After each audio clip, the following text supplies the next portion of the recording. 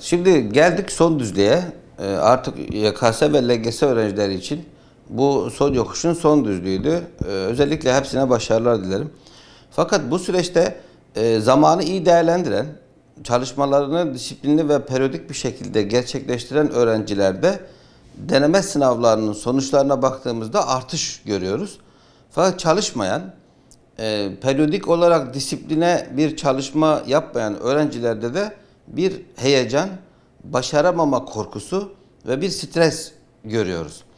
Öğrenciler ara ara yanımıza gelip artık başaramayacağını, bu işi yapamayacağını söylemese de hareketler ve davranışlarından anlıyoruz. Bunları da yanımıza çağırıp tek tek konuşuyoruz. Şimdi son düzlükte artık ders çalışmayı, konu çalışmayı, eksik konuları tamamlamayı ben bırakmalarını tavsiye ediyorum. Bu saatten sonra konu çalışma yerine deneme sınavı çözmelerini tavsiye ediyorum. Zaten biz de deneme sınavı yapıyoruz. Kendilerinin de deneme kitapları var. Her ders için içerisinde yoğun miktarda soru var. Bu soruları alıp çözmeleri gerekiyor. Farklı kaynakların farklı deneme sınavlarını alacaklar ve farklı soruları görecekler. Bu farklı sorular onları geliştirecek, aynı zamanda heyecanını da alacak. Çünkü tek düze soru tipi, tek düze kaynak hiçbir zaman bizi başarıya götürmeyecek. Farklı farklı kişilerle tanışmak gibi farklı farklı denemeleri de çözmek onları başarıya götürecek. 12. sınıf ve 8. sınıf öğrencilerinde şöyle bir şey de gelişti son zamanlarda. Okula dilekçe verip okula gitmeyerek evde ders çalışmak ya da bir kursa gidip kursta ders çalışmak, zamanını verimli kullanmak istiyorlar. Bu ders çalışmak isteyen öğrenciler için güzel bir şey bence. Okula gitmemek tabii ki güzel bir şey değil ama sınava hazırlanma süreci içerisinde eğer okul böyle bir izin veriyorsa bütün zamanını soru çözmeye, deneme çözmeye ve ders çalışmaya ayırabilir. Bu furya sonradan başladı. Bu da onlar için güzel bir çalışma şekli olacaktır. Bu konuda aileler de devreye girdi. Görüyorum işte anneyle beraber, babayla beraber geliyorlar. Hocam biz çocuğu işte okula bir dilekçe yazalım, alalım. Kursta ders çalışsın ve evde ders çalışsın. Soru çözsün. Bu çocuğu geliştirecek bir şeydir. Çünkü okul, kurs, aynı zamanda aile üçe bölündüğü zaman çok zaman bulamayabilir. Bu süreçte öğrenciye lazım olan şey zamandır. Ve zamanı yönetebilmesidir. Eğer bir öğrenci bu son düzlükte zamanı yönetemese zaman onu yönetecektir. Zaten bizim öğrencilerimiz de zamana yenik düşüyorlar. Zaman elinde bir oyuncak gibi döndürülüyorlar. Çalışanlar ile çalışmayanlar arasındaki fark tamamen böyle. Öğrencilerin üzerindeki en büyük psikolojik baskı aile. Anne ve baba. Ben aileyi görüyorum. İkincisi ise rakip olarak gördüğü arkadaşı. Bunlar büyük oranda psikolojik baskı oluşturuyor. Şimdi bir kere anne baba çocuğuna güvenmeli. Çocuğunun bu işi yapabileceğini ona söylemeli ve onu desteklemeli. Fakat anne ve baba, bakın istisnasız söylüyorum, her gün görüyorum. Anne çocuğunun yanında, yani benim yanımda çocuğunu azarlıyor, çocuğunu küçük düşürüyor. Hocam zaten yapamayacak, zaten olmayacak. Şimdi bunu benim yanımda söyleyen anneyi bir de benim olmadığım zaman evde neler yaptığını düşünün. Baba benim yanıma gelip hocam işte biz bu kadar para verip kursa yazdırıyoruz, harçlık veriyoruz, şu kadar masraf ediyoruz, çanta alıyoruz, şunu bunu ne eksikse alıyoruz, karşılığında başarı görmek istiyoruz fakat bir başarı göremiyoruz. Bu çocuk kalemi eline her aldığında, kitabın başına her oturduğunda babamın benden büyük bir beklentisi var. Annem bana güvenmiyor. Bu psikolojiyle ve bu zihninden geçen bu cümlelerle, bu sorularla ders çalışmaya başlayan bir çocuk asla başarılı olamaz. Bu süreçte anne baba, ben hep söylüyorum, çocuğunuza güvenin ve çocuğunuzun yapabileceğine inanın. Anadolu'da bir tabir vardır. 40 kişi birine deli derse deli olur diye.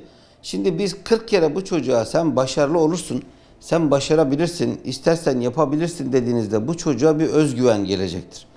Bu konuda öğretmenlerden daha çok, çünkü ilk eğitim ailede başlar. Anne baba, aile bu çocuğun yapabileceğine güvenmeli ve bunu desteklemeli. Yani bakın para olarak, maddi olarak, imkan olarak değil, sadece sözlü olarak evde her akşam gel bakalım bugün neler yaptın, ne çalıştın, kaç eksiğin var, kaç yanlış yaptın. Şu kadar yanlışım çıktı. Velev ki çok yanlış çıkmış olsun. Baba veya anne diyecek ki bunlar üstesinden gelinecek şeyler, yapılacak şeyler deyip çocuğu rahatlatmalı. Bir de üniversiteye hazırlanan YKS öğrencilerinde daha çok var. Anne baba sanki bu çocuk sınavı kazanamazsa dünyanın sonuymuş gibi, bir daha asla hiçbir şekilde başarılı olamayacak. Artık hayat onun için bitmiş. İşte mesela babaların en çok söylediği şey, işte beni görüyorsun. Benim gibi olmak istemiyorsan şöyle şöyle yapacaksın deyip çocuk ister istemez kapana kapılıyor ve bir ne diyelim psikolojik bunalımlar yaşıyor. Anne diyor ki kızına veya oğluna, işte benim halimi görüyorsun. Ya da işte yapmazsan şöyle şöyle olursun. Ya da yaparsan bak komşunun çocuğu gibi başarılı olursun. Bunların yerine çocuğu kimseyle kıyaslamayarak, oğlum bu dünyanın sonu değil ya da kızım dünyanın sonu değil. Yani başarırsın, bir dahaki sefere çalışarak daha iyi başarılı olabilirsin. Belki daha iyi yerler kazanabilirsin. Belki senin için yaratıcının planı buydu. Belki bu sefer seni zorladı, bir sıçrayış yapacaksın bir dahaki sefer. Siz çocuğa hep bir alternatif sunarsanız, bir dahaki sefere alternatif. Tabi bu ilelebet değil ama tek seferlik, iki seferlik hak verilebilir. Bu çocuk da kendine güvenir ve güveni artarak daha güvenli çalışır. Daha başarılı olmak için sıçrayış yapabilir. Ama biz tam tersini yaptığımız sürece başarıyı engelliyoruz. Bir kere öğrenci sakin olmalı. Yani dönem başından beri sakin olmalı. Emin adımlarla yürümeli. Ben hep öğrencilere şunu söylüyorum. Buradan da söyleyeyim. Çok basite alıyorlar ama basit bir şey değil. Bir okulda, okulun haricinde de hemen hemen bütün öğrenciler bir kursa gidiyor. Şimdi okulda 10 tane öğretmense, kursta da 10 tane öğretmenle ders yapıp eğitim alıyorsa bu çocuk, bunun arkasında bir eğitim ordusu var. Bu eğitim ordusuyla savaşa giren bir öğrencinin başarısız olma ihtimali yok. Eğer başarısız olduysa bu kendisinin eksikleriyle alakalı bir şeydir, çalışmamasıyla alakalı bir şeydir. Sakin olacak, emin adımlarla yürüyecek, arkasında bir eğitim ordusunun olduğunu bilecek. Eğitim ordusuyla yola çıkıp bir de evde arkasında bir kale olduğunu bilecek. Bu kale de anne babadır.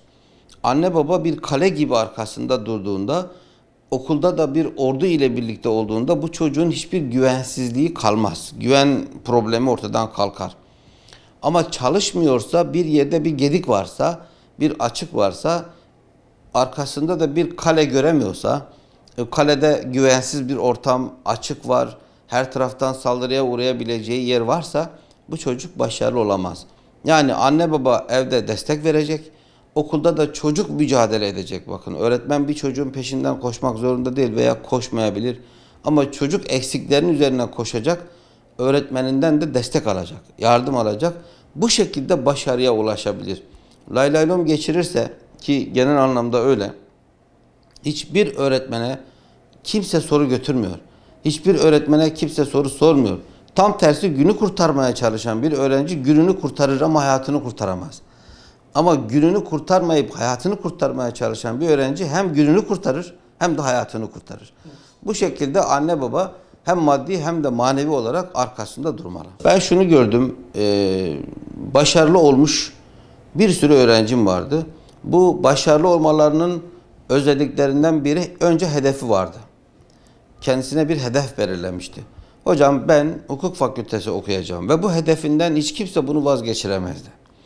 Ben tıp okuyacağım, bu hedefinden kimse bunu vazgeçiremezdi. Önce hedefe kilitlenmişti. Ben onlara da şunu söylüyordum, onlar da bunun farkında. İkinci özellik, zekaya inanmıyorlar, çalışmaya inanıyorlar bunlar.